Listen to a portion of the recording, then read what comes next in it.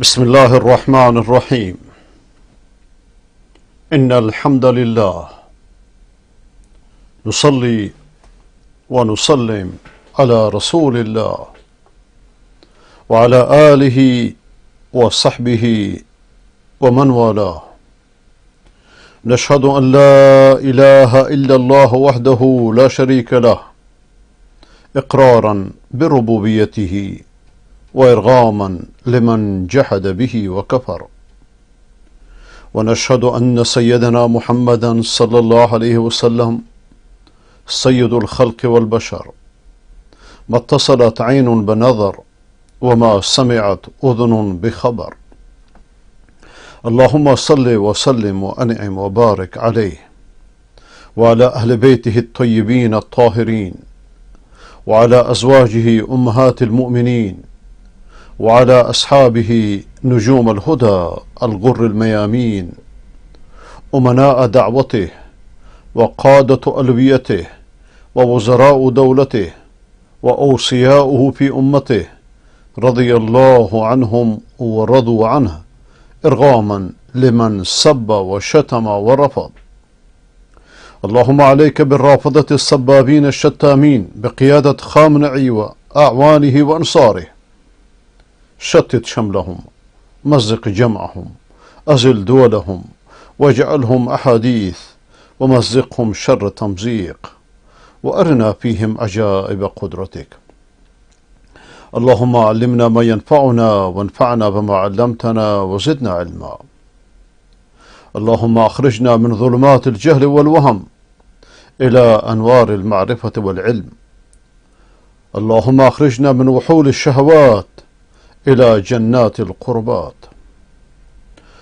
با حمد و سپاس و ستایش بی حد بر خداوند متعال و با درود بی پایان بر محمد مصطفی علیه السلام و علی آله و صحبه الکرام. با سلام به دلیر مردان زاهدان، سراوان، خاش، راسک، چابهار، کردستان و همه دلیر مردانی که در سراسر ایران بر علیه طاغوت زمان، بر علیه فرعون زمان، بر علیه دجال زمان که خامنه‌ای و اعوان و انصارش باشد به پا خواستند. خداوند این خیزش را برکت دهد و به مولانا عبدالحمید خیر بدهد که خطبه مردانه و جانانه ایراد کردند. اگر اهل علم که از اولیای امور مردم در امور دین هستند خوب باشند، جامعه خوب خواهد شد. بد موضع بگیرند، جامعه بد خواهد شد. چون این موازی است که انسان وارد تاریخ میکنه، چون این موازی است که مردم را از ذلت به عزت میبره. و خدا را شکر اگرچه 43 سال طول کشید، لیکن خطش را تا حدی از این جانیان جدا کرد و تا حدی در صف حق و عدالت ایستاد و خدا بهش خیر بده. و همچنین به تلویزیون کلمه که سخنان ایشونو منتشر میکنه و به همه تلویزیون هایی که این دردهای بلوچستان و ایران رو پوشش میدن. از خداوند متعال تقاضا دارم که آنچه را که برای اصلاح این نفس سرکش و مصرف بر خویش و گناهکار قبل از هر کسی دیگر، و آنچه را که برای اصلاح عقول و نفوس و دین و دنیای من شما مفید است، خداوند به فضل و منت خودش آن را بر قلب و فکر و زبان این بنده سراسر گناه جاری نماید. و شما سروران ارجمند را و شما برادران خواهران محترم را و شما فرزندان عزیز را از کسانی قرار بدهد که سخن را به خوبی میشنوند و بهترینش را برمیگزینند. بهترین سخن خداوند است و بهترین تفسیر نبوی. در شر بهترین سخن رسیدیم به آیه 7 از سوره ابراهیم علیه ولا نبینا الصلاة والسلام. آیه 7 و 8 را بشنویم، بعد از اون ترجمه شعری و تفسیرش را و بعد از اون انشاءالله کلیپ هایتون را. وَإِذْ تَأَذَّنَ رَبُّكُمْ لَئِن شَكَرْتُمْ لَأَزِيدَنَّكُمْ وَلَئِن كَفَرْتُمْ إِنَّ عَذَابِي لَشَدِيدٌ. وَقَالَ مُوسَىٰ إِن تَكْفُرُوا أَنتُمْ وَمَن فِي الْأَرْضِ جَمِيعًا فَإِنَّ اللَّهَ لَغَنِيٌّ حَمِيدٌ.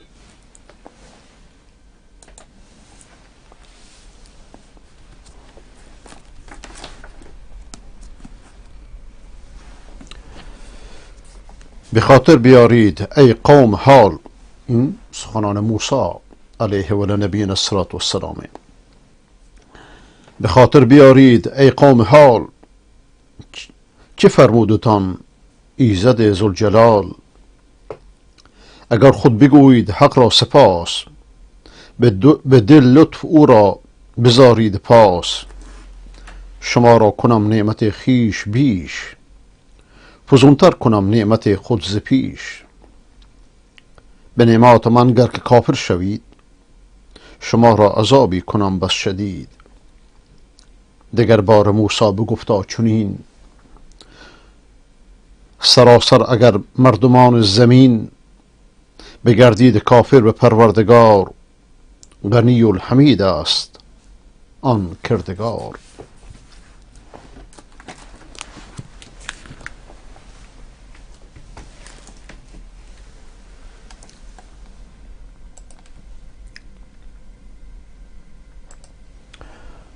و تأذن ربكم لئن شکرتم لأزیدنکم. به طور تأکید خداوند بهتون خبر داده که اگر شکر نعمتها را ادا کنید، نعمتها را بر شما بیشتر میکنم. آیا نعمتی برای جامعه، برای اصلاح جامعه، برای اجرای عدالت، برای تطبیق شرع مقدس بهتر از حکومت هست؟ این حکومت را که نعمت بزرگی بود و همین حرف و معنای همین حرف در کنفرانس سال 92 در زاهدان زدم که اطلاعات میکروفون از دستم گرفت و بعدش بنده بیرون اومدم. این نعمت را خداوند، فضل خداوند به هر که میخواد میده و او حکیم و داناست. و چه خوب گفته کسروی که ما به روحانیت دجال کذاب مدعی تشیع، این کلمات از خودمه، ما یک حکومت بدهکاریم. این نعمت بزرگ و حکومت به دستشون داد، خود را رسوا کردند. بر ابطال باطل کافیه که ظاهرش کنید، همونطور که هست به مردم نشون بدید. چطور که باطل خودش را خودش نشون بده؟ جاهل با خودش کاری میکنه که هیچ دشمنی نمیتونه بکنه. خرافی، مشرک، جاهل، ستمگر، دجال، کذاب، خلاصش روحانیت مدعی تشیع با خودش که خلاصش در ولایت فقیه و یا در امامت. خود و ائمه بزرگوار هرگز چنین نبودند، با این جاهلیت ها می جنگیدن. با خودش کاری میکنه که هیچ دشمنی نمیتونه بکنه. خداوند این فضل رو به دستشون داد، خودشون را رسوا کردند. هر کسی هر حرفی بزنه، بالاخره خداوند در یک شرایطی قرارش میده در همین دنیا که ماهیتش مشخص بشه. و این آیه مبارکه یک اصله. اون اصل اینه که با شکر نعمت ها ادامه پیدا میکنه. اگر روحانیت دجال کذاب ادارت میکرد، امروز امامه هاشون سر خیابان ها بنا به توصیه خود خمینی پرت نمیشد. اگرچه خمینی قصد دیگری داشت، تو خوابش هم نمیدید که امامه خودش سرش پر از سرشون پراکنده بشن، بپرونندشون، دستگاه ببندند الان. لیکن آنچه که مرا میترسانه باز آمدن افراط در حکومت آینده ایرانه. با افراط و تندروی هیچ کاری درست نمیشه. همچنان که افراط و تندروی در حکومت دجالان مدعی دین بده، این افراط ها چه در انظر جامعه چه انظر حکومت از تندروان غیر دینی هم بده. بر جامعه آینده ایران فکری جز اعتدال و تحمل و دورنگری و سعه صدر هیچ راه علاج دیگری نیست. و استأذن ربكم لئن شکرتم لأزیدنکم. شکر باعث میشه که نعمتهای بیشتری بیاد. خب آخوندها این شکر رو ادا نکردن، خداوند ازشون گرفت.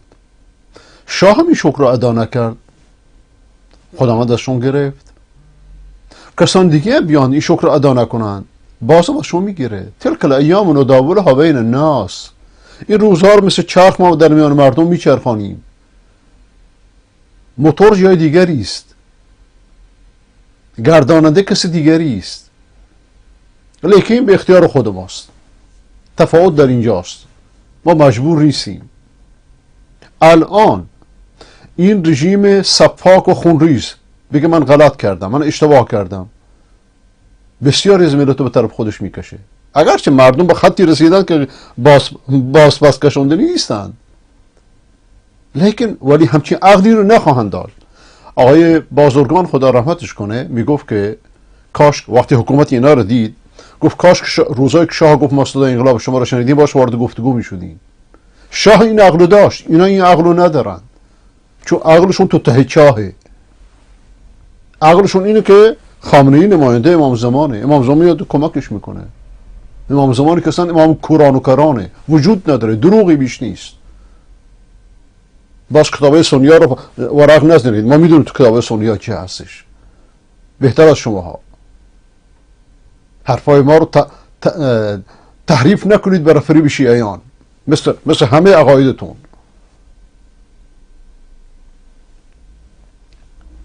اگر اینها سرشون میشد شکر نعمت را ادا میکردن، خیلی علنی، روشن، واضح از مردم عذرخواهی میکردن.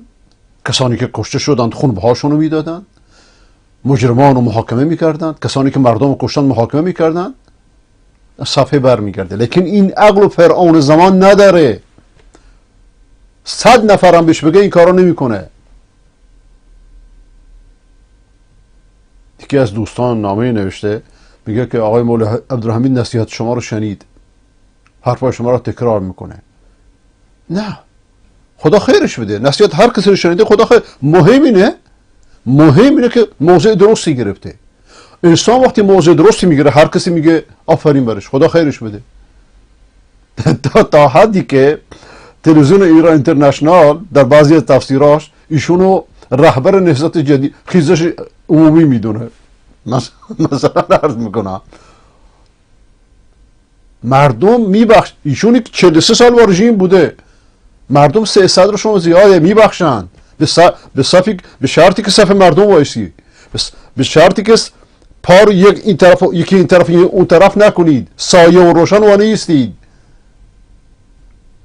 هرچه موضع روشنتر واضحتر باشه مردم بیشتر با همراهت خواهند بود. لیکن وظیفه، باز بر هزارمین بار عرض میکنم، وظیفه عالم راستین این نیست که پشت سر مردم باشه، بلکه صدها قدم، صدها سال از مردم جلوتر باشه. چرا امروز ابن تیمیه تأثیرش از همه علمای اسلام، امروز تأثیر ابن تیمیه بر همه جوانان مسلمان بیشتره حتی از ائمه اربعه؟ چرا؟ بلکه از زمان خودش جلوتر بوده. الان مثلا ائمه اربعه با احترامی که دارن، با عظمتی که دارن، البته ائمه به معنای سنیش، نه ائمه به معنای رافضی قالیش. ائمه یعنی عالم بزرگوار، یعنی مجتهد مسلمان، نه یک شاخ و پر داره میپره آسمانو پف کنه باد میبرهشون. هر امامی در میان مذهب خودش تاثیر داره. الان تاثیرش هم همچنان عمیق نیست، هم فقط بر طلاب علمه. اما ابن تیمیه اینجوری نیست، بر همه مذاهب تاثیر داره. چرا؟ چون یک مذهب نداشت، دنبال دلیله. و باز میگردم موضوع خودمون. اگر میخواید نعمتی رو که خدا بهت داده زیادتر بشه، شکرشو ادا کن. ای طالبان، اگر بخواهید، ای حکومت طالبان، اگر بخواهید این حکومتتون ادامه داشته باشه، حکومت دست امریکا نیست، دست شوروی نیست، دست شرق و غرب نیست، قدرت مالکش خداونده. بدونید که این جمله رو بشنوید، بدونید که با منع کردن کتب ابن تیمیه و امثالش، ببخشید این جمله رو به کار میبرم، قبر خودتون رو به دست خودتون میکنید. شکر نعمت رو اینجوری ادا نکنید. نظام فاشیستی بشار اسد در تمام مدت پدرش کتاب ابن تیمیه آزاد بود، تا اینکه مرکز فرهنگ ایران اومده بهشون یاد داد در سال 80، اخیراً در 10-15 سال اخیر ممنوعش کردن. و هرچه ممنوع کنید محبوبتر میشه. این اشتباهات رو تکرار نکنید. اشتباهات رژیم ایران رو تکرار نکنید. خامنه‌ای ملعون در سال 92 اومد نمایشگاه کتاب ابن تیمیه رو از اون لحظه ممنوع کرد. از سال 92 به بعد هرچه که ابن تیمیه نوشته، برای که ابن تیمیه محفشاند نور و سگ او کند، هر کسی با طینت خود میتند. چنان انصاف معتدل و منصفی است که حتی فضل الله لبنانی میگه که اگر کسی کتاب ابن تیمیه رو جلداشو برداره، جلدش راجب آل بیت که بخونه، فکر میکنه ایشون شیعه. مثلا عرض میکنم، حاشا و کلا. و با تنگ نظری هیچ حکومتی جلو نمیره. ای طالبان، اشتباهات رژیم پلید ایران رو تکرار نکنید. با ممنوعیت کتب مصلحان بزرگ اسلام قبر خودتون را به دست خودتون نکنید. شما شهید دادید، زحمت کشیدید، 20 سال جنگیدید، بلکه 40 سال جنگیدید. با این تنگ نظری ها کار درست نمیشه. اگر با تنگ نظری کار درست میشد، رژیم ایران کارش درست میشد.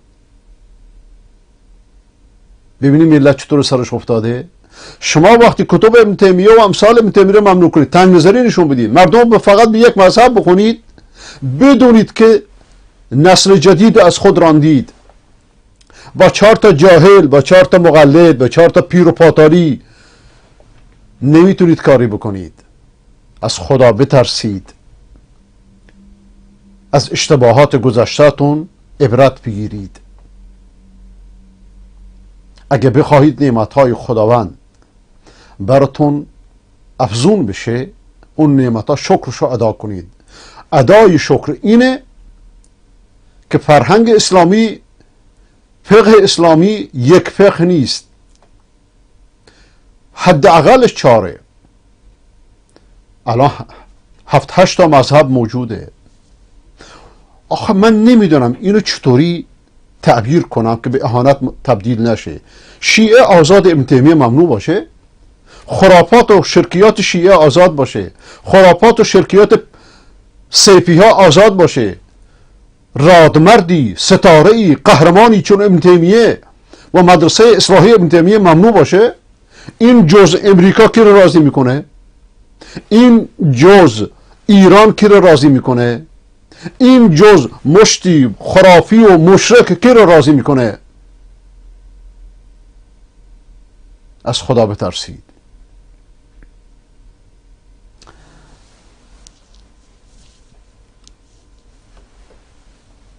قبلا ما عرض شد که شکر درجات داره. کمترین درجهش اینه که نعمت‌ها را از خدا بدونید، از پیر و پاتال و قلندر و اینا ندونید، از هیچ مخلوقی ندونید. حالت متوسطش اینه که نعمتی که خدا بهت داده، با اون نعمت در خدمت بندگان خدا باشید و بالاترین درجهش اینه که همین که شکر بهت الهام شد، بدون خود این شکر میخواد و خداوند به ما شما شکر نعمتهاشو نصیب بکنه.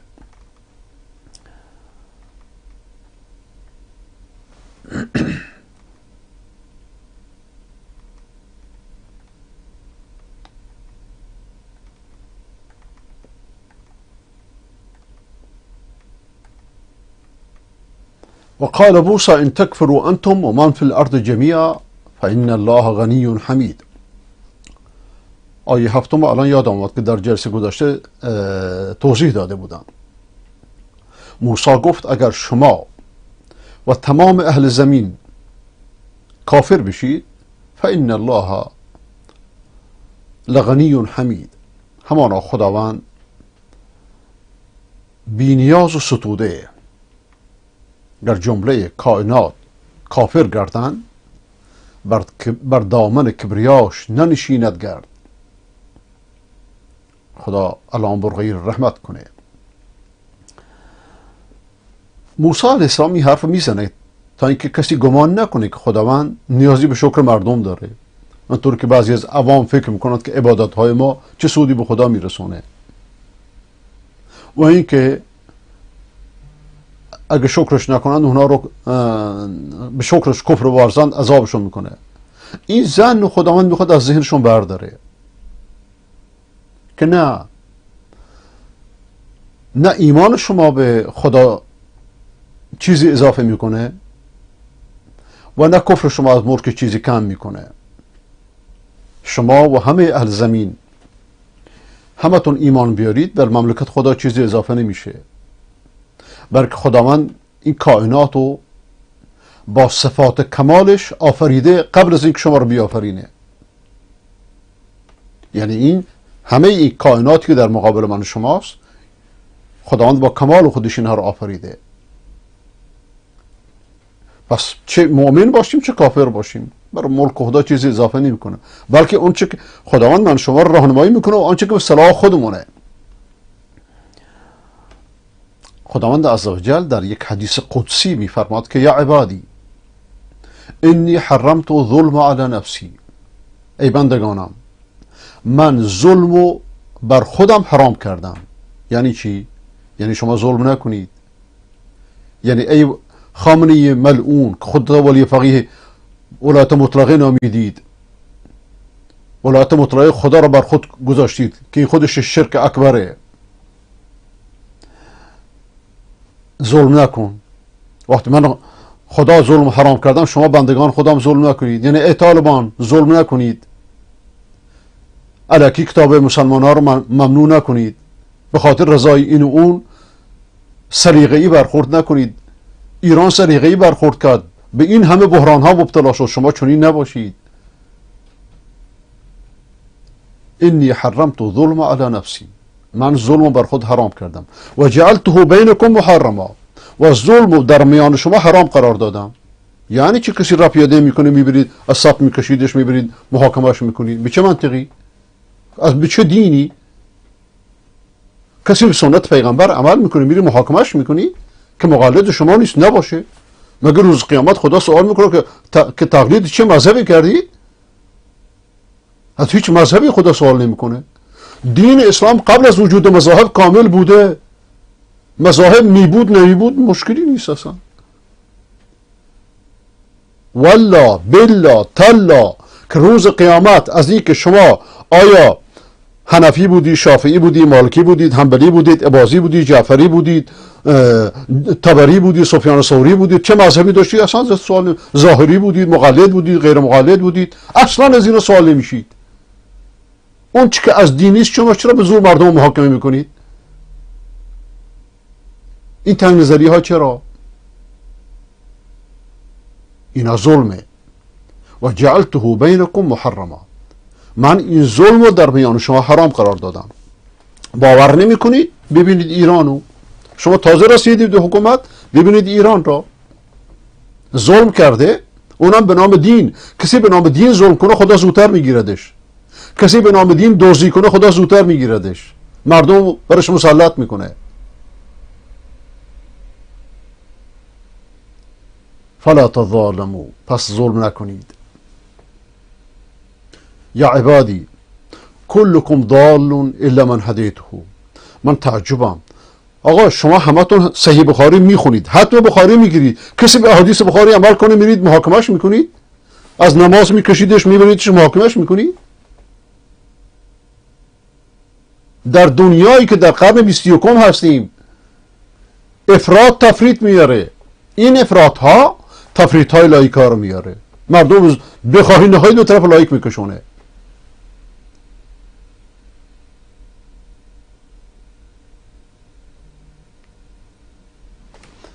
یا عبادی کلکم ضال الا من هدیته، ای بندگانم همتون گمراهید مگر اون چرا که من هدایت کردم. همه گمراهند بشر مگر کسانی که بر راه پیغمبران میرند، و راه پیغمبران یکیست،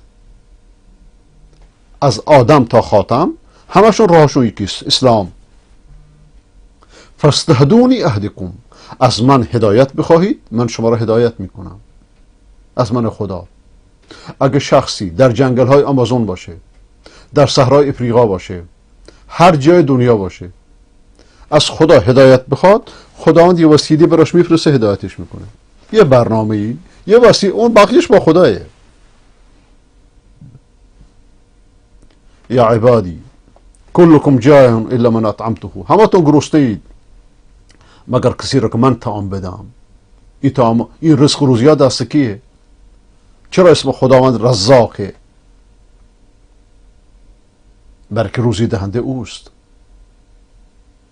امام چه کاره؟ هیچ کاره. امام خودش روزی میخوره. اگه امام یه روز چند روز غذا نخوره میمیره مثل بقیه بشر. 3 دقیقه تنفس نکنه میمیره مثل بقیه بشر. امام میمیره؟ امام آسمان اینجوری میشه خود غلطه بابا، اینا همش دروغه. آخونده براتون درست کردن، دجال ها براتون درست کردن. یکی امام اینجوری مطرح میکنه، یکی عیسی اینجوری مطرح میکنه، یکی عزیر اینجوری همش به خاطر دنیا. فاستطعمونی اطعمکم، از من طعام بخواهید من شما را طعام میدم، روزی میدم.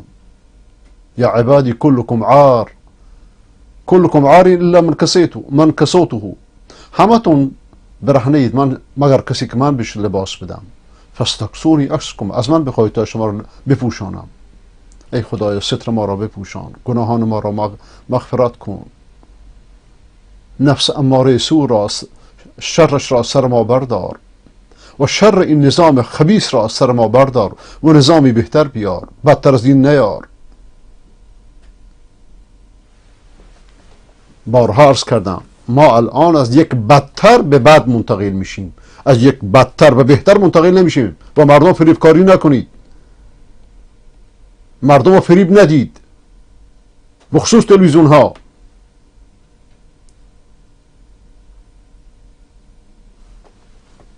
ما زمان شاه بودیم بد بود، خوب نبود، لایکی بود، بد بود، بیدینی بود. الان 100 درجه بدتر شد. از باران رفتیم زیر ناودان.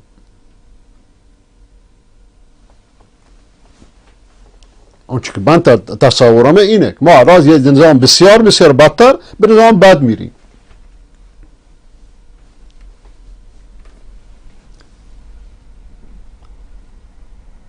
یا عبادی انکم تخطئون باللیل والنهار و انا اغفر الذنوب جمیعا. یا الله چه خدای مهربانی است. ای بندگانم شما شب روز اشتباه گرفتار خطا میشید، اشتباه میشید. و من همه گناهانو میبخشم. فاستغفرونی اغفر لکم. ای خدای ما از تو طلب مغفرت میکنیم، در مغفرت را بر ما بگشای. از من طلب مغفرت کنید، شما را میبخشم. نه از امام، نه از قبر. اون خودش مغفرت میخواد. رفت طلب مغفرت و بخشش از مردگان خواستن یک بزرگترین گناهه. خود این توبه میخواد، برکه شرکه.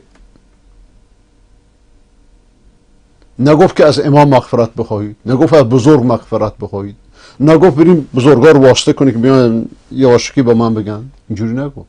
مستقیم ادعونی یستجب لکم. مرا بخواهید، مرا دعا کنید، من استجابت بکنم. برکه خدایتون منم. من خدا خدایتونم. من رازقتونم. غفار منم. تواب منم. توبه پذیر منم. همه کار خداونده. اینا آمدن بشر رو خدا کردن، امام ها رو خدا کردن، 14 معصوم درست کردن، 14,000 شیخ و پیر و پاتال و قلندر درست کردن. چه فرقی داره با عیسی فرسی؟ با سالوس چه فرقی داره؟ اونا سالوسن، اینا 14 هن. اونا 3 خدایی هن، اینا 14 خدایی هن.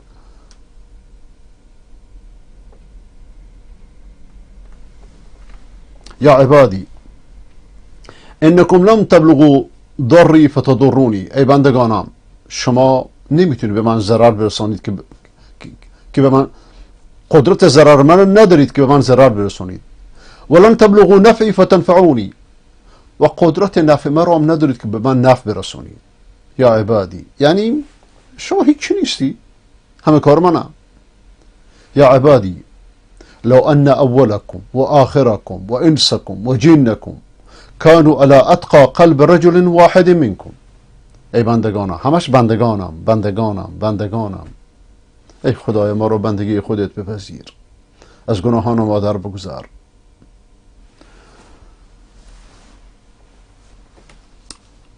ای بندگانم، اگر از اولینتون تا آخرینتون، از انستون تا جنتون، همتون به مثل قلب یکی از متقی ترینتون باشید، همتون به قلب سرورمان مثل محمد صلی الله علیه و سلم باشید، از این بالاتر ما زاد ذلك فی ملکی شیئا. هیچی بر مملکت من اضافه نمیشه. یعنی همه بشر، جن و انس اینطوری هم باشید. اما اولتون و آخرتون و انستون و جنتون اگر بر فاجرترین قلب یه نفر باشید، ما نقص ذلك من ملکی شیئا. از ملک من، از مملکت من، از کائنات من، از هستی من، از قدرت من هیچی کم نمیشه. دوباره یا عبادی، ای بندگانم، این حدیث قدسیه. اگر اولتون، آخرتون، انستون، جنتون همتون در یک میدان وایستید، از من سوال کنید، هر چی میخواید از من سوال کنید. و هر کدوم از شما سوال، یعنی هر چی آرزو دارید. الان ممکنه انسان عامی باشه نتونه هر چی سوال کنه، هر چی که آرزو دارید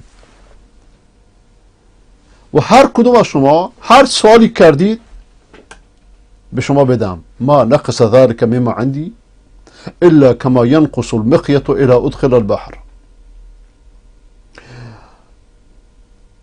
همه خواستهاتون برآورده کنم، هیچی از مملکت من کم نمیشه. درست مثل این که سوزنی را بر یک اقیانوس وارد کنید بیاریدش بیرون، از اقیانوس چه کم میشه؟ هیچ.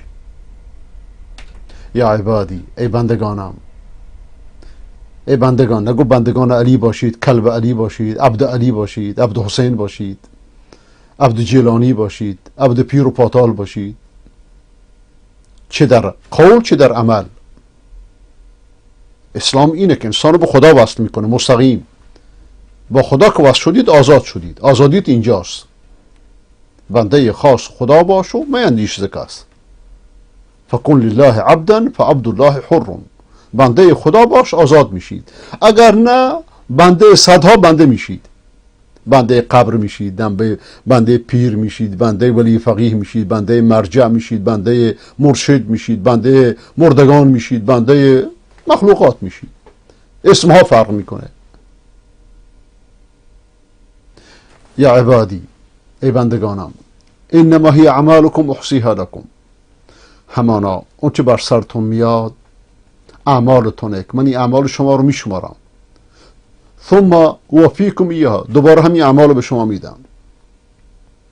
فمن وجد خیرا فلیحمد الله، هر کی خیری میبینه حمد خدا بکنه. و من وجد غیر ذلك فلا یلومن الا نفسه، اگر غیر از این رو دیدید جز خودتان را ملامت نکنید. این حدیث از امام مسلم رحمت الله تعالی علیه که از ابو ذر رضی الله تعالی عنه اینو نقل میکنه.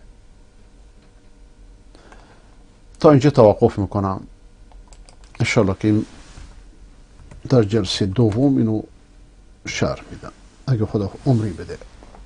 و صلی الله علی سیدنا محمد و علی آله و صحبه اجمعین.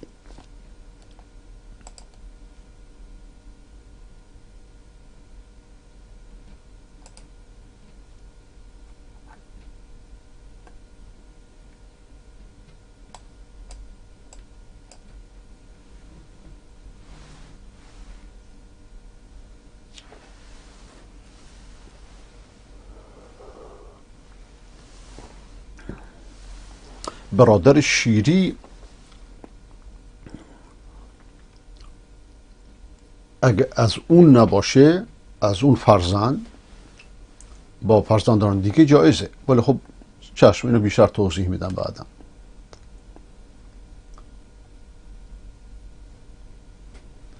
از بخش فنی بخواید تلویزیون و قاب پایین میز را استاپ کنند، چون اینترنت از شما ضعیف است و تصاویر خودتان قطع و وصل می شود.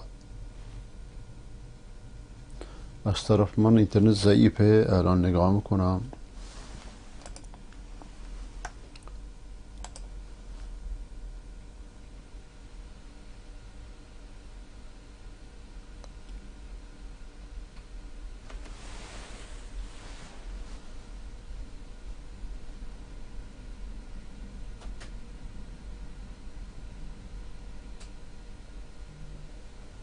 دانلود که عالیه، آپلود نه عالیه، این از طرف من ضعیف نیست. پس مشکل چیز دیگریه، چون اونجا امروز اینترنت وصل کردم، ممکنه از اونجا باشه. در این 3 روز که نبودیم مشکل اینترنت بود.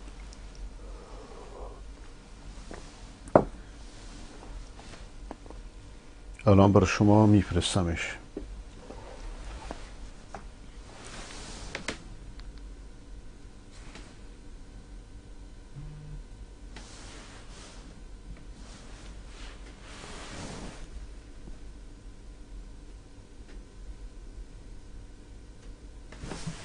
این سرعت خیلی خوبه. فرستادم براتون.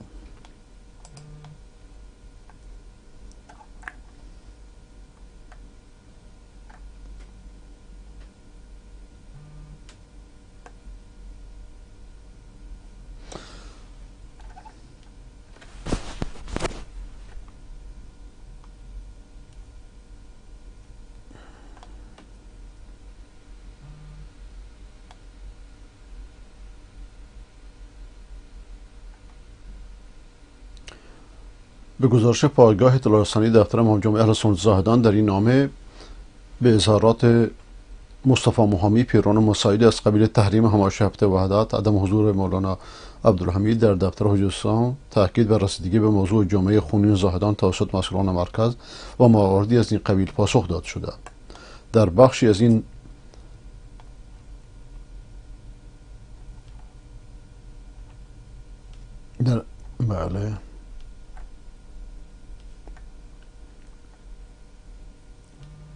در بخشی از این نامه در خصوص شرکت نکردن اینو 3-4 روز پیش هم خوندم.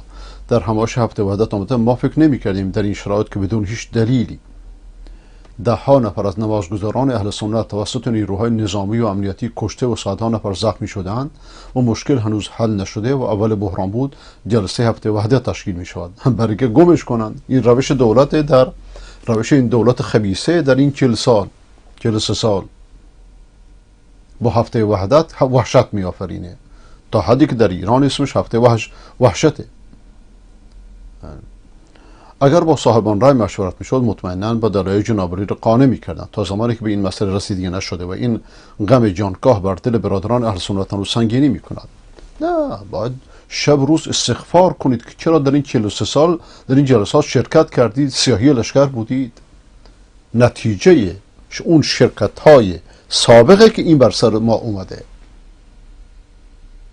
دقت میکنید؟ چه غلطی میکنن؟ شرکت نکنید. از ابتدا شرکت نمی، چه غلطی میکردن؟ بزرگ میامدن تو خونه میگرفتن. از گذشته از انسان از گذشته عبرت میگیره و دست برداشتن از اشتباه دلیل شجاعت، دلیل مردانگیه.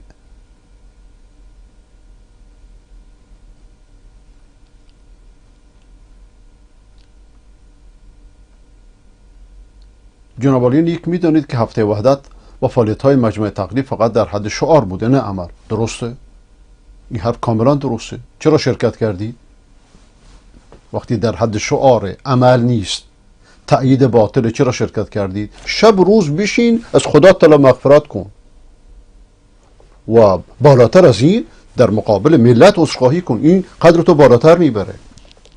همچون که الان به نظر بنده شما از الان حداقل وارد تاریخ بلوچستان شدید، اگر نگم ایران، با این موضع گیری. چه اشکالی داره که آدم از اشتباهات گذشته‌اش عبرت بگیره و اشتباهش رو علنا بگه؟ هر چقدر انسان به اشتباهاتش بیشتر اعتراف کنه، مردم بیشتر دوستش خواهند داشت. این کسر شأن نیست، بلکه برعکس معلم دیگران میشه. ما اشتباه کردیم، عذرخواهی کردیم.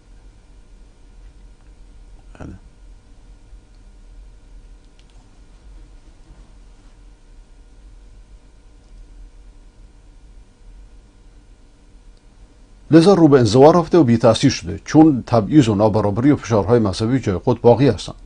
بله، با بیان این نکته که حمله بر ما صورت گرفته بود و مردم ما به شهادت رسیدن، ما آزادار بودیم از اینکه حاج آقای مهامی در قدم اول حادثه، برای که خودشون این حادثه را آفریدن، خودشون درستش کردن، برنامه دارن، در قدم اول حادثه جمعه خونین زاهدان را محکوم نکرده. من الان نمیخوام نمک روی زخم بپاشم، ولی که این موضوع را اگر در سال 92 یا 72 ایرانی میگرفتید، وضعیتتون الان بسیار بهتره. همین احترامی رو که الان در میان مردم پیدا کردی، اون موقع پیدا میکردی.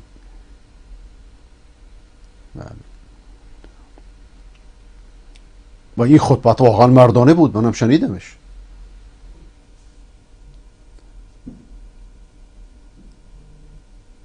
و در وهله بعد برای دلجویی و تسلیت نزدیشان آمده است، گلایه کرده و آن را اقتضای عرف دانستند. در بخش دیگری از این نامه، امام جمعه اهل سنت زاهدان رسیدگی به پرونده جمعه خونی را خارج از توان استان سیستان و بلوچستان دانسته و خاطر نشان کردند. وزیر کشور، نمایندگان مجلس، کمیسیون امنیت ملی مجلس و برخی از بازرسان مسئله را بررسی کردند و ما منتظر پیسر آنها شدیم. نه، اینا همه شیر مالیدنه. اینا همه شیر مالیدنه.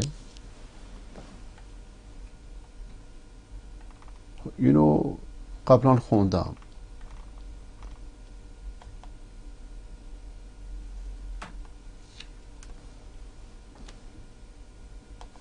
به هر حال خدا خیرش بده.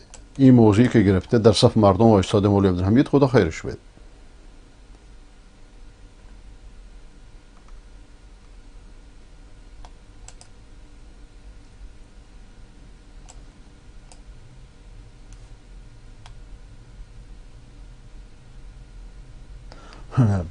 جناب شیخ ابو زبیر هنوز اون خیلی گرمه اینجا.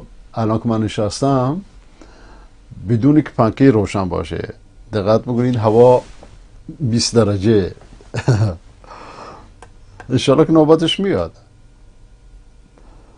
خیلی متشکرم از شما. آقای گمشازهی، من هرچی از ماهواره کوشش میکنم توحید نیافتم. نمیدونم والا چیکار کنی، نمیدونم. آقای نارویی، من یک اسمو میگیرم فقط که شناخته نشین. نشستیم پای برنامه خودتون. علیکم سلام. برنامه گیر دارد، قطع وصل میشه. بله منم اینجا متوجه شدم قطع وصل میشه، ولی نمیدونم ادامه داره یا نه. در این 3 روز مشکل اینترنت داشتیم از شرکتی که سرویس میده.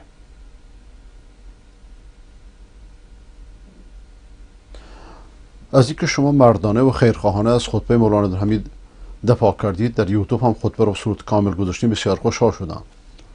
بله بیشتر از این خوشحال شدم که خداوند را شاکرم که بالاخره برای یک بارم که شد به نصیحت‌های دلسوزانه و خیرخواهانه شما گوش فرا داد و راهش را کامل از این دجالان جدا کرد. من نصیحت بنده شاید نباشه، به خاطر خونهایی که ریخته شد و کنار مردمش ایستاد، به خاطر خونهایی ریخته شد، به خاطر اینکه مردم ازش در صفش وایسادن، رهبران قبایل، اینا عالمان نیاز به دفاع مردم از اونها دارن. مردم هر چقدر بیشتر پشت سر عالمان وایساند، عالمان بیشتر حق و بهتر میتونن بگن، پوسخنده تر میتونن بگن. وقتی انسان ضعیفه نمیتونه. دقت میکنید؟ و خدا را شکر به هر حال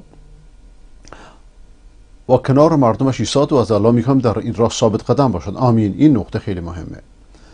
الله به شما خیر بده. دوستان به نظر بنده و بسیاری دیگه مولانا عبدالحمید عبدالله برای برنامه شما حرفای دلسوزتان رو حتما شنیده و به توفیق الله عمل کرد.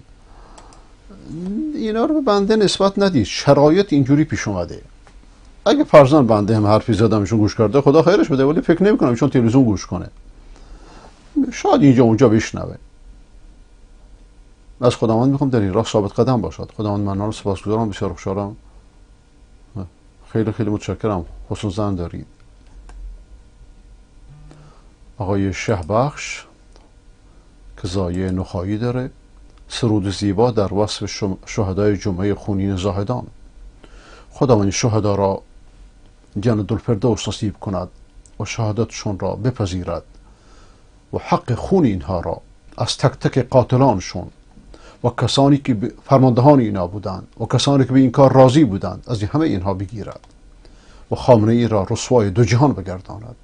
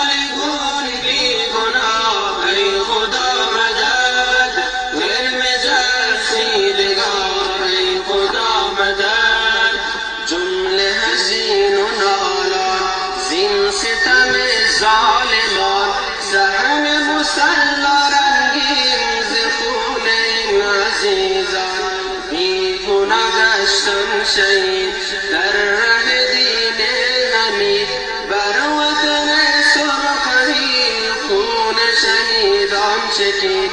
ای خدا کرم ما همه نالان زار، ای خدا کرم ما را تو همراه یار، ای خدا کرم ده به دل ما قرار، ای خدا کرم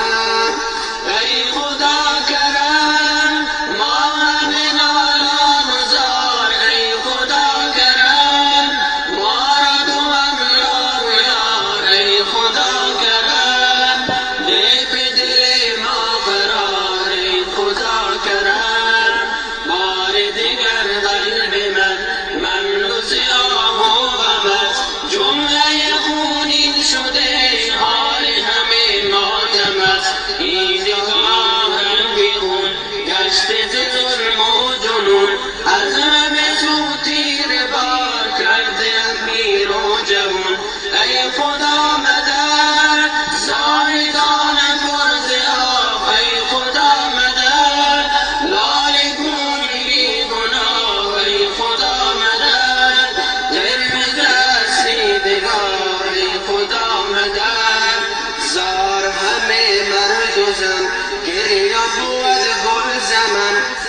خدا گیر انتقام ظلم و بکن ریشکن سر کوها بده قلبها نالان شده گشت دیار بلوچستان همی غم کرده ای خدای من گل زمین آباد کن ای خدای من قلبها را شاد کن ای خدای من ظلم را برباد کن ای خدای من.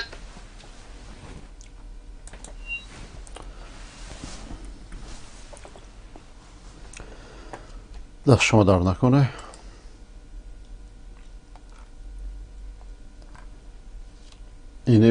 اینو بدیم مولانا گوهرکوهی بخونه که با صدای خود خوبش.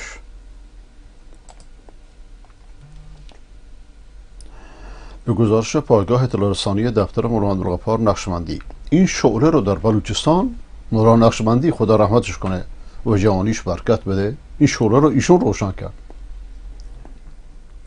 در پی شهادت تعدادی از جوانان خاش مولانا عبدالغفار، همچنین مردم خاش و مولانا محمد عثمان خدا حفظش کنه با جرأت و با شجاعت حرف میزنه. از قدیم ایشون با شجاعت حرف میزنه، خط شیکی.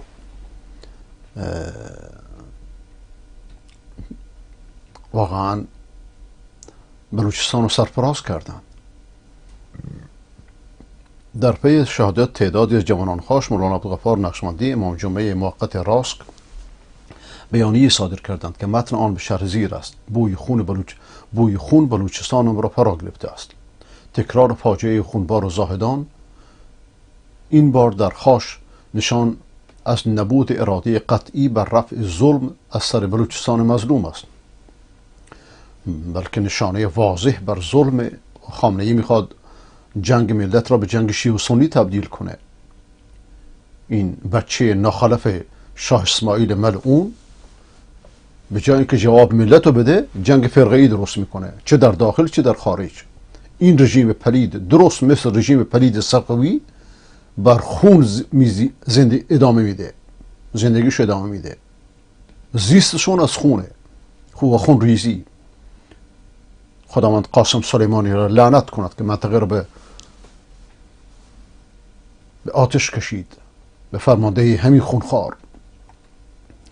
جواب سنگ را با تفنگ دادن حکایت آشنایی است. از بعد و انقلاب تا کنون همواره شبکه‌های تلویزیونی ایستادگی کودکان و نوجوانان فلسطینی با سنگ در برابر تفنگ سربازان اسرائیل را نمایش و از فلسطین به عنوان نماد مقاومت و اسرائیل را به عنوان صهیونیست مقاوم و جنایتکار معرفی می‌کردند. من همین حرف و عیناً 30 سال پیش در دفتر ربانی گفتم وقتی مسجد مکی رو زدن.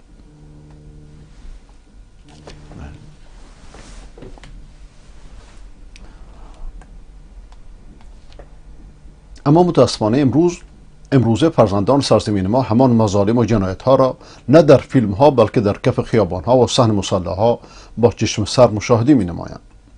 نمیدانم فرزندان ما همچون فرزندان فلسطینی بیکس و مظلومند؟ نه، فلسطین بیکس و مظلوم نیست. کاش که ما اوضاعمون مثل فلسطین می بود. این همه دولت های عربی 70 سال از فلسطین دفاع کردند. این رژیم پلید که اومد ناچار بودن از سیاستشون تجدید نظر کنند، چون این رژیم از رژیم فلسطین غاصب 1000 برابر خطرناکتره. این حرف حداقل بنده 30 ساله دارم میگم. 30 سال فلسطین یک فلسطینی بینیش خون بیاد همه دنیا خبر میشه. غیر از کمک هایی که دولت های عربی به فلسطین میکنن، چه عربستان چه قطر چه بقیه دولت های عربی، دولت های خلیجی به خصوص. و من خیلی متاسفم که حماس خودشو به در دامن ایران انداخته. این بزرگترین اشتباه حماسه و این اشتباه بزرگ اخوان. متاسفانه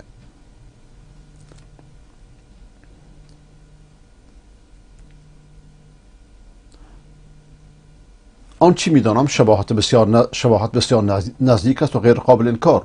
به خود بیایید پیش از آن که فرصت ها از دست برود بنده فاجعه اسفناک خونبار شهر خاش را با شدیدترین الفاظ محکوم شهادت جوانان عزیز را به خانواده‌های سربلندشان تبریک و تسلیت و همبستگیم را با همه علما، جوانان، داغدیگان خاشی، بالاخص حضرات شیخین جناب مولانا محمد گل کرمزهی و مولانا محمد عثمان قلندرزهی اعلام می‌دارم. خداوند هر دوشون رو حفظ کنه و ای مردم خاص از عالمانتون پاسدار باشید. یکی از مولانا عبدالغفار و نقشبندی، یکی از خدمتگزاران کوچک ملت شریف بلوچ، ما هم به شما و هم به مولانا محمد عثمان و هم به مولانا محمد گل و هم به مولانا عبدالحمید و هم به علمای سراوان و همه جایی که ملت شهید داده به همه تون تسلیت میگیم و خداوند روز به روز شما ها رو تاییدشو بیشتر کنه، به خصوص شما و پدر بزرگوارتون که امتحانتون رو دادی، زندان رفته اید.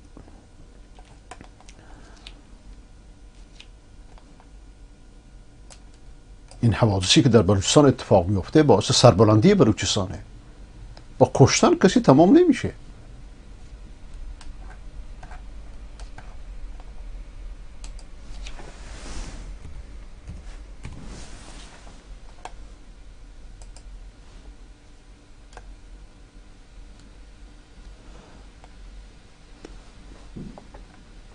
سید مصطفی طباطبایی، پیر دیر علم و تقوا، آقای محمد مسعود نوروزی، تاریخ انتشار 8 آبان 1401. جان استاد علامه سید مصطفی طباطبایی، مجتهد قرآنگرای اعتزالی معنیش اینه که عقلگرایی، اگرچه معتزله کلا مذهب منحرفیه. کل اعتزال اولین مذهب منحرفی است که کتاب سوزی رو شروع کرد، کتاب‌های حدیث رو سوزوندن و ایشون معتزلی نیست ولی عقلگرایه. من نمیدونم شاید چرا لفظ اعتزالی به کار بردید، که در سال 1314 شمسی در تهران متولد شده و 60 سال به تدریس قرآن و اصول فقه و فلسفه و ادبیات پرداخته. جانش اکنون در خطر است. اما او کیست و چه کرده است؟ استاد حسینی طباطبایی عقلگرایی است که یک پا در سنت و یک پا در تجدد دارد. او که نواده پسری آیت الله محمد طباطبایی سنگلجی از رهبران روشناندیش مشروطه است، در سنین جوانی به درجه اجتهاد رسید. مصطفی طباطبایی مفسری نوگرا و در این حال مسلط به سنت به لحاظ تاریخی، از تبار مسلط به سنت به این معنا که در محیط ایران مثلا در تسلط با سنت ایشون استاد بنده، لیکن میخوام کلمات به جای خودش به کار برده بشه. مثلا با شیخ آلبانی، با شیخ بن باز، با شیخ ابن عثیمین در مورد سنت اصلا قابل مقایسه نیست. قابل مقایسه نیست اصلا با اونایی که علم حدیث خوندن میدونند معنی این جمله یعنی چی. ایشون در سنت اون چرا که موافق قرآنه میگیره بدون نظر به سند، درست مثل آیت الله برقعی. این مشکل در ایران یه نیمچه راه حلی است. یه نیمچه راه حلی. چرا؟ چون ایران روایت زده، تشیع اسلام و با روایت های دروغین آلوده کرده و این آسان ترین راهه. خب ولی ایشون یه روشی داره بسیار عالی، میگه که من از بارها من شنیدم از خودش که من از در فتوا از آراء مذاهب خارج نمیشم. این بسیار عالیه. خب لیکن پیروانش نمیتونن این کار رو انجام بدن، بلکه ایشون عالم میتونه، اما اونی که تابع ایشونه این سبک سنگین رو نمیتونه بکنه. هرچی مخالف عقلش میگه مخالف عقله. ولذا این منهج درست دقیقی نیست. نمیگم درست، لیکن دقیقی نیست. بله. به لحاظ تاریخی از تبار آیت الله شیخ هادی نجم آبادی، آیت الله شریف سنگلجی و آیت الله اسدالله خرقانی است. استاد طباطبایی از چند مرجع تقلید شیعه از جمله آیت الله میرزا احمد آشتیانی متوفای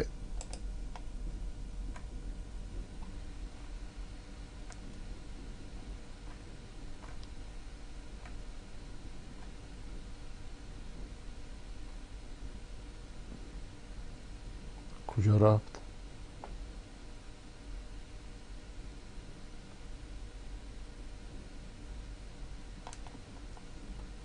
بله، از چند مرجع تقلید شیعه از جمله آیت الله میرزا احمد آشتیانی متوفی و نیز مفتی بزرگ اهل سنت مولانا عبدالعزیز مولازاده متوفی 66 اجازه اجتهاد دارد. این اجازه اجتهاد در پیش ما اهل سنت اینجوری مطرح نیست. مولانا عبدالعزیز به کسی اجازه اجتهاد نمیداد و خودش را هم مجتهد نمیدونست. چون تابع مذهب حنفی بود، لیکن مثل بعدی های خودش این تعصب نداشت. انسانی بود که دور اندیش بود، عقل بزرگی داشت، دقت میکنید، و سه صدر بزرگی داشت. مثلا من وقتی همراهش بودم یه نوجوان بودم، من در سفر جمع میکردم، شوش ایراده نمیگیره. دقت میکنید؟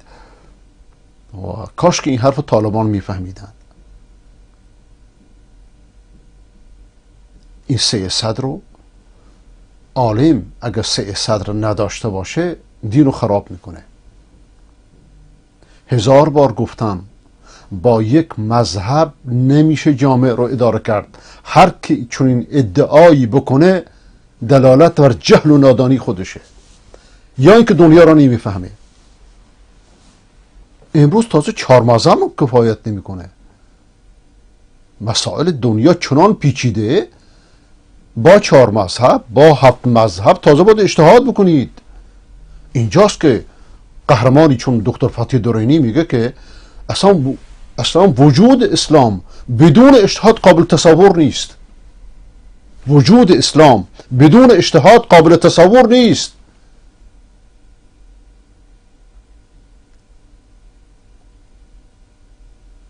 اینجا یه نکته رو بگم. مثلا وقتی کرونا آمد، یه اجتهادی رو که انسان دور وایسته، اصل بر سنت اینه که انسان به همدیگه بچسبه، پاها به همدیگه بچسبن، لا تا دو پر جلد شیطان. اصل اینه. این اجتهاد از غیر مقلدان نیومد، این اجتهاد از مقلدان اومد. بسیار خوب، از هر کی اومد خوبه. کل فقه، کل اجتهاد برای چیه؟ برای حل مشکلات جامعه مسلمانان. اگر فقه به چی درد میخوره؟ مذاهب به چی درد میخورن؟ کل مذاهب به وجود اومده به این خاطر، نه اینکه خودشون یه مشکل بشن، نه اینکه خودشون یه مصیبتی بالا مصیبت بشن که آقا چرا انگشت رو میدید انگشت رو ببریم، آقا چرا دست اینجا میبندی که محاکمت کنیم. اینا حماقت، نادانیه، جهله.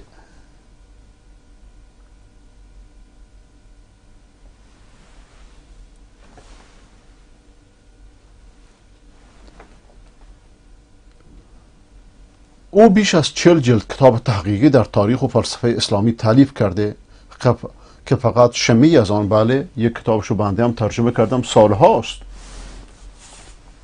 المفکرون المسلمین فی مواجهه المنطق اليونانی، متفکران اسلامی در برابر منطق یونان. این کتاب واقعا شاهکاره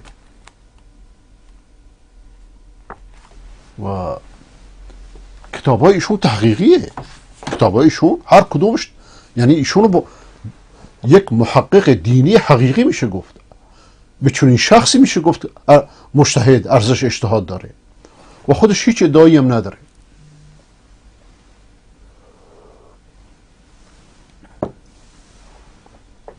و چنان آدم حلال خوریه، چنان دقت میکنه در این موارد.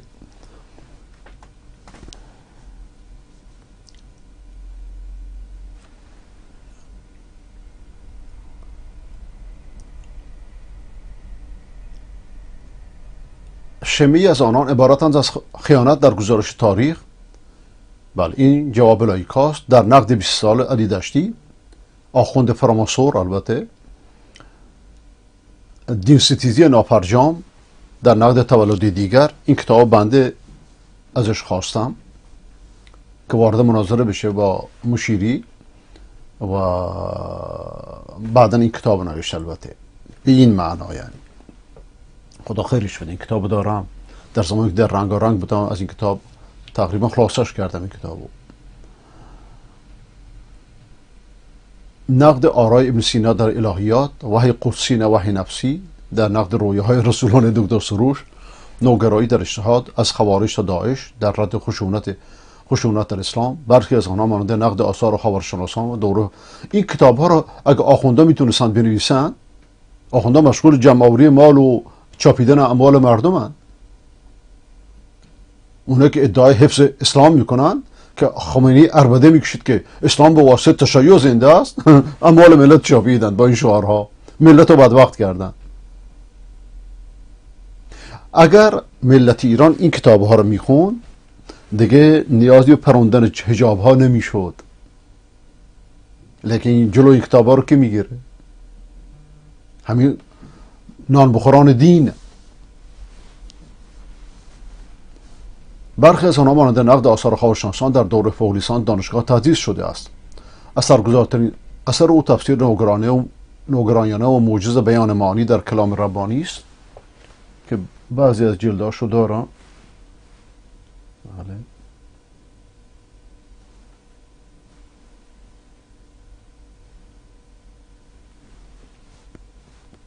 بله.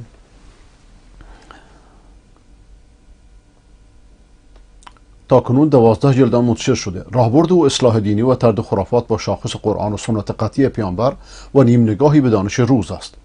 استاد در عین اینکه در تحقیقات مکتوب صاحب نظر است، متکلمی است توانا و سخنوری ادیب است که تا کنون بیش از 2800 خطبه جمعه ارائه کرده است.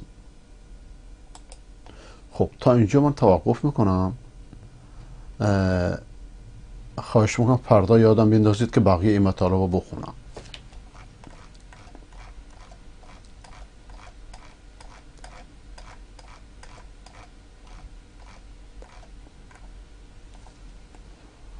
اعلام براءت فرزندان شهید ناصر صبحانی از جماعت اخوان.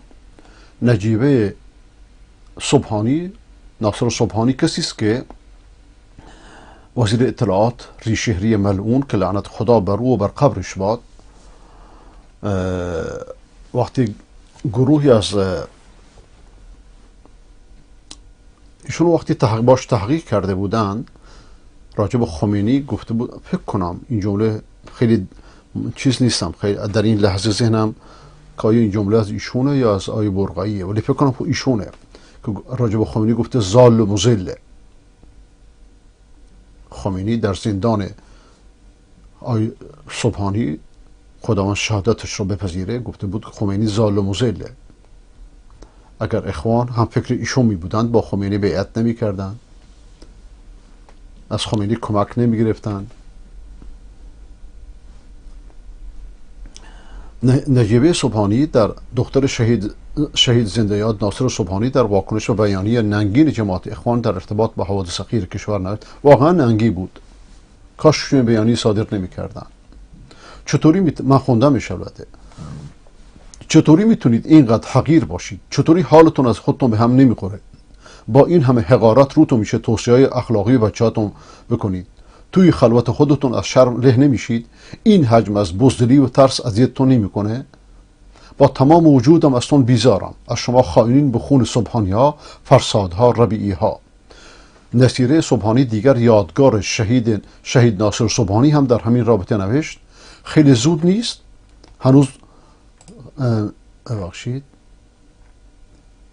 هنوز وقت بود برای بیانیه دادن، میذاشین سال دیگه تو سالگرد ژینا بیانیه میدادین.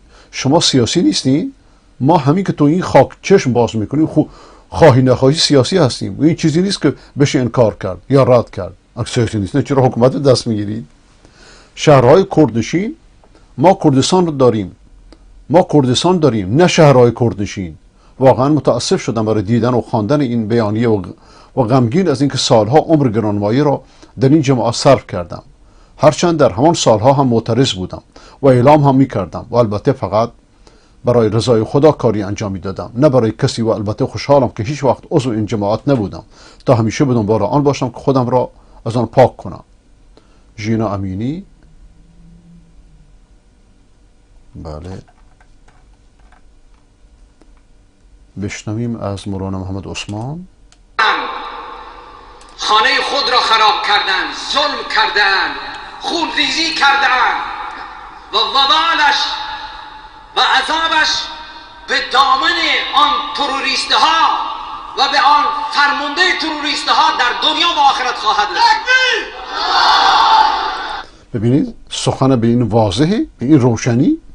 اینو میگن حقگویی، اینو میگن حق صریح گفتن. من بگم کسانی که بالای 100 نفر را در مصلای زاهدان ترور کردن، کشتن، آیا آنها پیروز شدن، آنها آزادن؟ والله قسم به ذات الله که خون آنها را، انتقام آنها را الله میگیرد.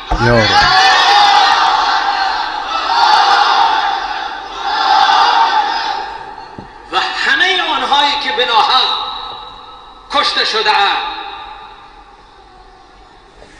چه در خیابانها چه در شاهچراغ، همه را الله تعالی مؤاخذه می کند. شاهچراغ یعنی چی؟ در این سیاق شاهچراغ یعنی دولت خودش این کارو کرده؟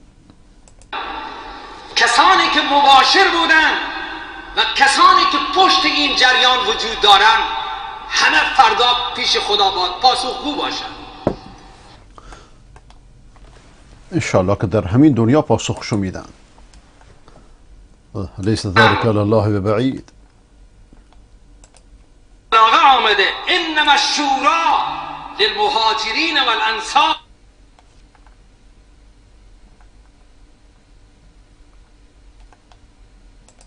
این راه اصول زندگی و اصول مردمداری و اصول قانون مداری است، اما راه چهارم یا پنجم ستیزه، مردم کشی، خون ریزی، ترور،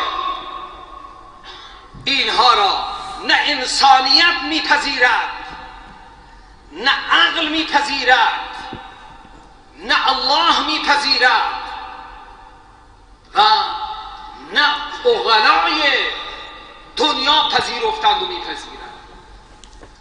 خشونت، مردم کشی، تروریسم در هر زمان توسط هر افراد مردود و محکوم شده.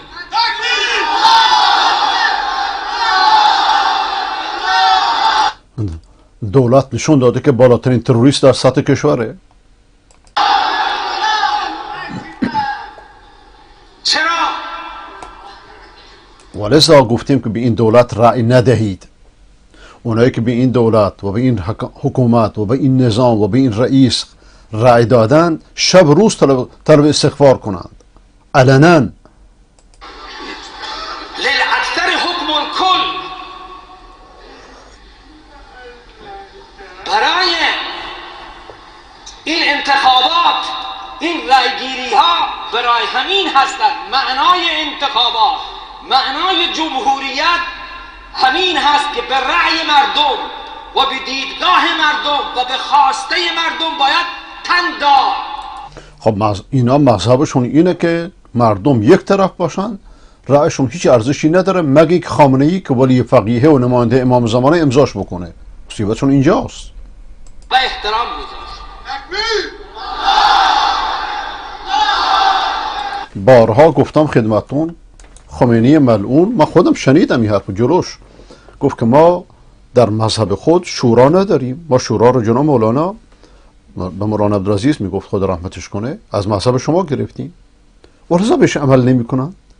وقتی مجلس و شورا آریه‌ای باشه، مثل پیراهن آریه‌ای، چرا بهش عمل کنن؟ آریه‌ای چرا بهش عمل کنن؟ بلکه در اعتقادشون نیست. اعتقادشون اینه که خامنه‌ای مشروعیت شو از امام زمان میگیره، امام زمانی که هرگز متولد نشده، دروغی بیش نیست. ایشون مجلس همه چیزی بگن ایشون امضا نکنه، هیچ شورا بی شورا. ایشون امضا کرد.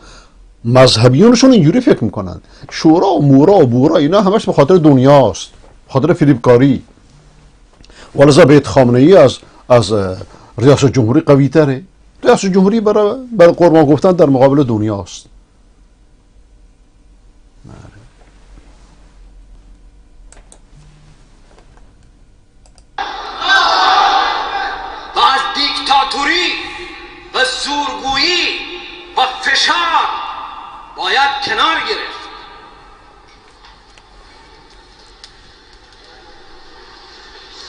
شما میدانید الان روال عموم حکومتداری این راه اصول زندگی و اصول مردمداری و اصول قانون مداری است.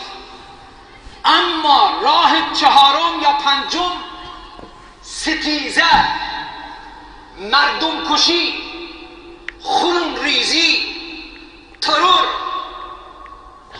اینها را نه انسانیت میپذیرد، نه عقل میپذیرد، نه الله میپذیرد و نه عقلای دنیا پذیرفتند و میپذیرند. خشونت، مردم کشی، تروریسم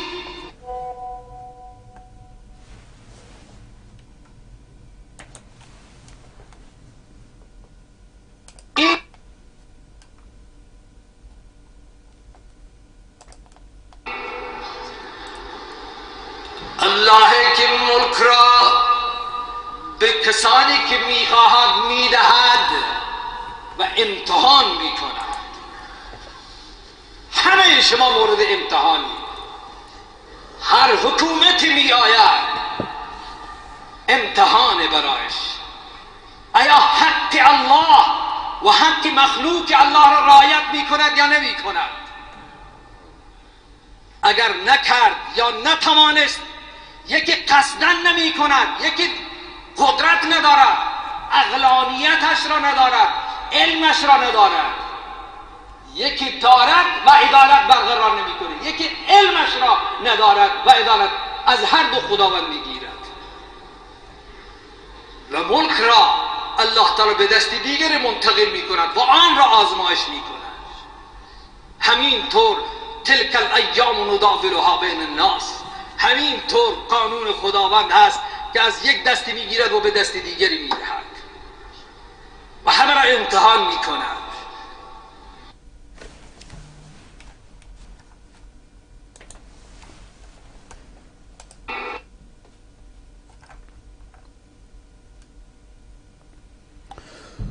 گلهای پرپر شده، جوانانی که در روز جمعه غسل شهادت کردین و به سوی خدا حرکت کردین، شهادتتان مبارک.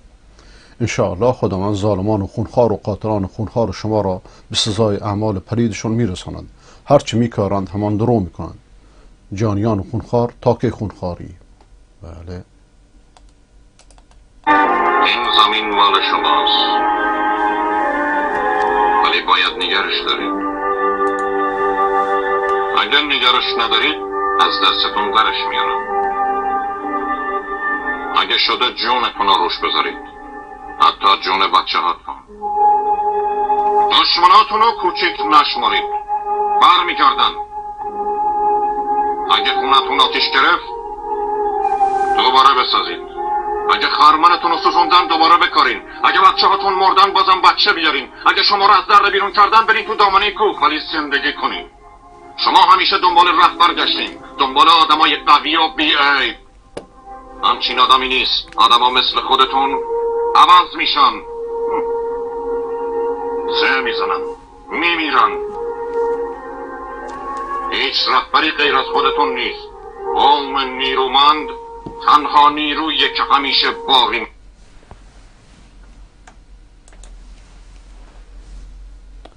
نه، مؤمن خدا رو داره، خداوند مولایشه.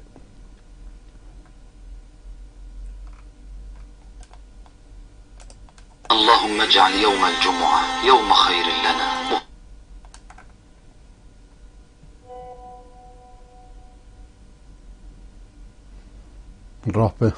راهپیمای عظیم هواداران خامنه‌ای در رباط کنیم به مناسبت 13 آبان. ببینیم راهپیمای عظیم جمعه 13 آبان منطقه رباط کریم. این همه لشکر آمده به عشق رهبر آمده. 1 و 2 و 3 و 4 رو بکنن 15 نفر.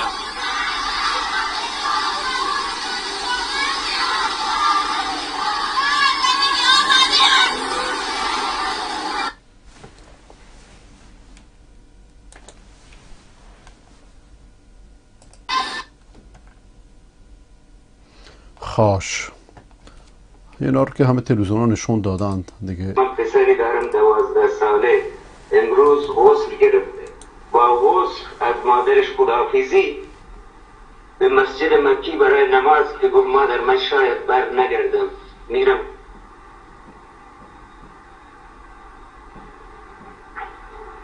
الله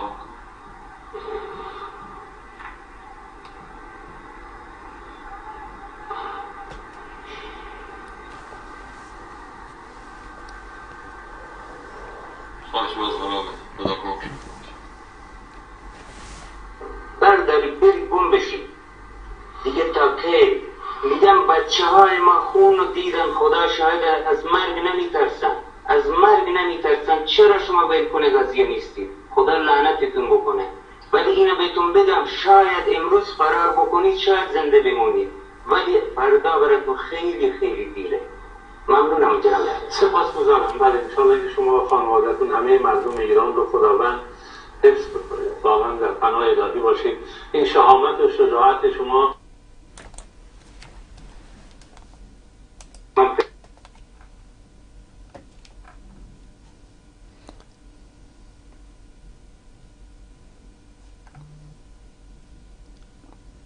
دوستان به خاطر اینکه تصویر خوب نیست بهتره که من رفع زحمت بکنم تا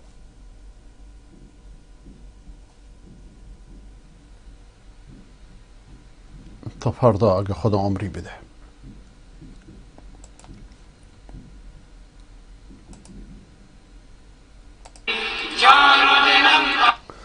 خدا حافظ و ناصر شما باشه.